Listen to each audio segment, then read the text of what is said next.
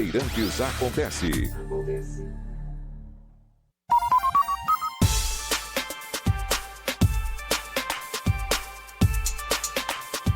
4h25.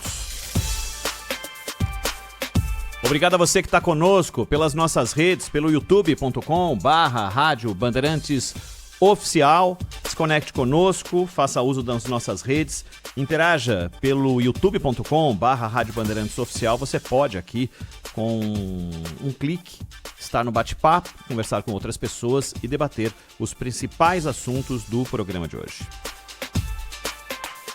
Vamos a Brasília, o Márcio Rocha conosco, a CPI do INSS, começando hoje. Fala, Márcio. 10 ex-presidentes do Instituto Nacional do Seguro Social serão ouvidos nas próximas sessões da CPI mista que investiga as fraudes do INSS, depois que os membros da comissão aprovaram o plano de trabalho do relator, o deputado Alfredo Gaspar. Entre eles, Alessandro Stefanuto, que foi afastado do cargo após a operação sem desconto da Polícia Federal e da Controladoria Geral da União, que revelou o esquema de descontos irregulares em benefícios de aposentados e pensionistas.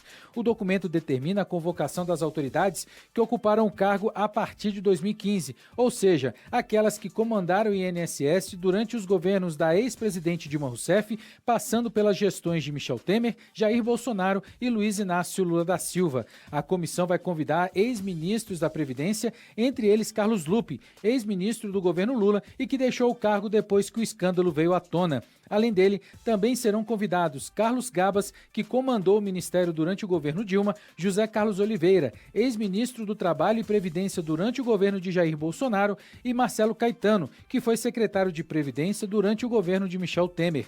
Ao apresentar o documento, Alfredo Gaspar lembrou que o povo brasileiro espera que os crimes sejam esclarecidos e que, por isso, não vai proteger quem quer que seja. Serei duro e implacável com todos aqueles que cometeram crime, independente de qual governo tenha participado.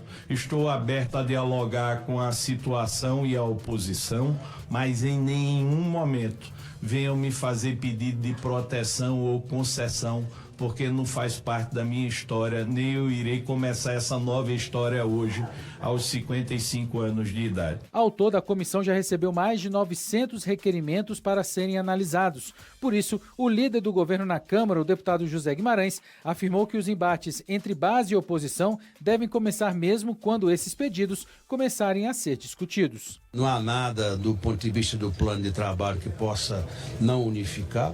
Eu acredito que o embate mesmo será nos requerimentos de convocação de autoridades. E vamos buscar o diálogo, ou seja, é apurar tudo. Esse é o compromisso do governo, nós não temos medo de nenhuma apuração. E a CPMI não pode se transformar em palanque para ninguém. O bicho pega mesmo é quando vierem os requerimentos, que não será votado hoje, será votado na próxima semana. Além disso, durante a primeira reunião, depois de um acordo envolvendo base governista e oposição, os parlamentares elegeram o deputado Duarte Júnior como vice-presidente da CPI mista.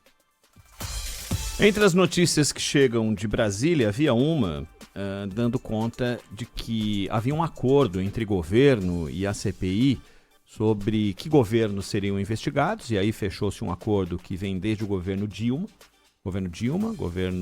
pedaço do governo Temer, Jair Bolsonaro e o atual governo do presidente Lula. E que esse acordo levaria a um outro que evitaria o depoimento do vice-presidente de uma das entidades citadas em todas as informações que dão conta do recolhimento irregular de recursos das pessoas, dos aposentados, o irmão do atual presidente, o Frei Chico.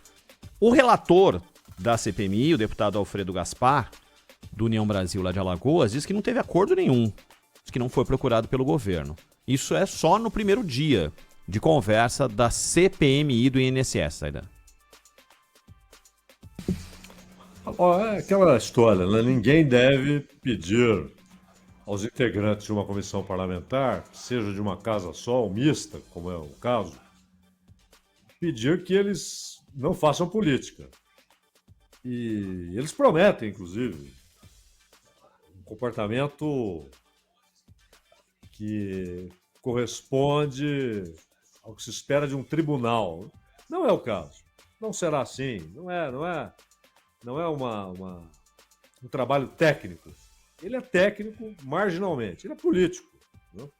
Aí haverá embate. Você pega a composição, quando você olha a composição dos senadores na CPMI, acho que está equilibrado e algumas figuras-chave ali para representarem a posição do governo, Lula. Já os representantes da Câmara, ali você tem o predomínio de deputados da oposição. E o comando, né, que é fundamental, o comando, ele dá a direção. Agora, você tem as convocações.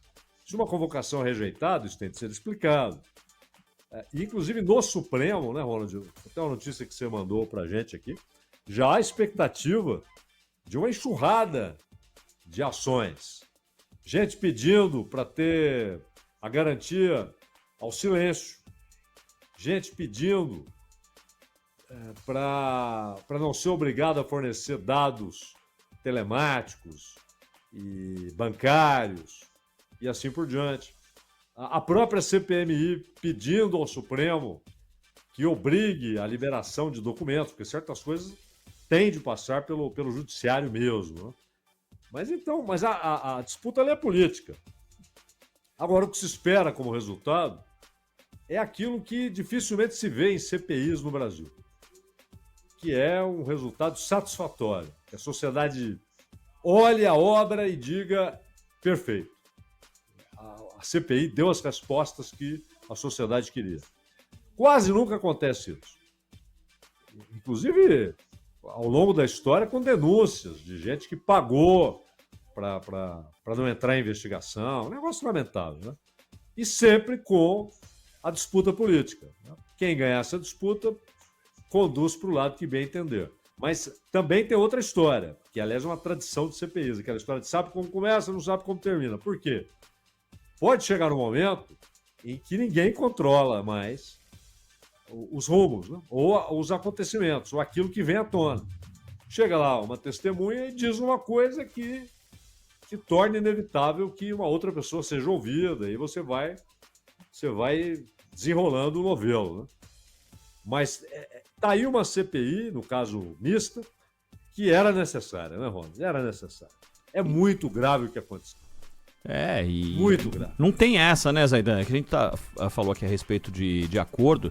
Eu confesso que não me entra na cabeça se você minimamente quer expor e quer que a população receba a maior quantidade de informações possíveis sobre algo tão grandioso e você vai limitar um caminho ou outro caminho. Eu sei que tem decisões políticas que são... A gente não tem como participar disso e apenas absorve aquilo que é oriundo das decisões que eles tomam. Mas, de cara, já dizer não quero esse, não quero aquele, já mostra uma predisposição em não aceitar o resultado do negócio, né? Claro. Esse é o jogo, né? Esse é o jogo. Haverá cinismo, dizendo que será um trabalho técnico. Haverá alguma crendice na imprensa e na população de que as coisas caminharão tecnicamente, mas não. É um grande embate político e é normal. É normal que seja assim. Tudo no parlamento invariavelmente tem como principal conteúdo a política. Né? E tem como principal motivo de ações e de palavras a política. Não há dúvida. Tudo que acontece no parlamento é essencialmente político, né, Ronald? É isso, Zaidan. 4h33.